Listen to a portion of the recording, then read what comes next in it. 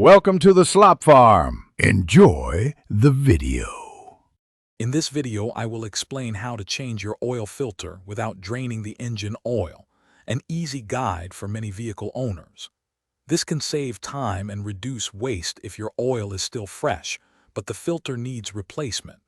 We will go over the necessary steps and precautions to ensure a clean and efficient filter swap. Many modern cars allow for this thanks to their convenient filter placement, high up on the engine block. You can maintain your engine's health without a full service.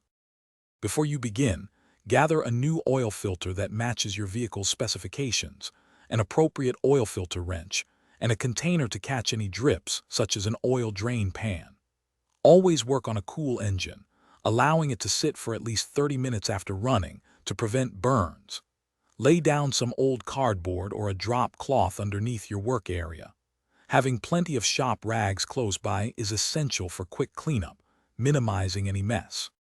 The key to changing your oil filter without a full drain lies in smart positioning.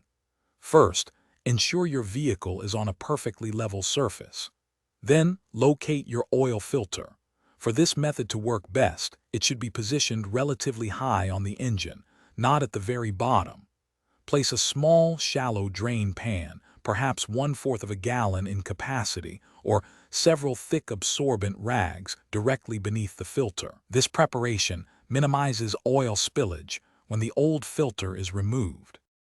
Carefully use your filter wrench to loosen the old oil filter, turning it counterclockwise. Once it feels loose, quickly remove it by hand, letting any remaining oil drip into your prepared drain pan or onto your rags. Now, take your new oil filter and apply a thin, even film of fresh engine oil to its rubber gasket. This ensures a proper seal. Hand tighten the new filter onto its mounting point. Then give it an additional 1/4 to 1/2 turn with the wrench for a secure fit. Thanks for watching. Consider subscribing if we helped you today.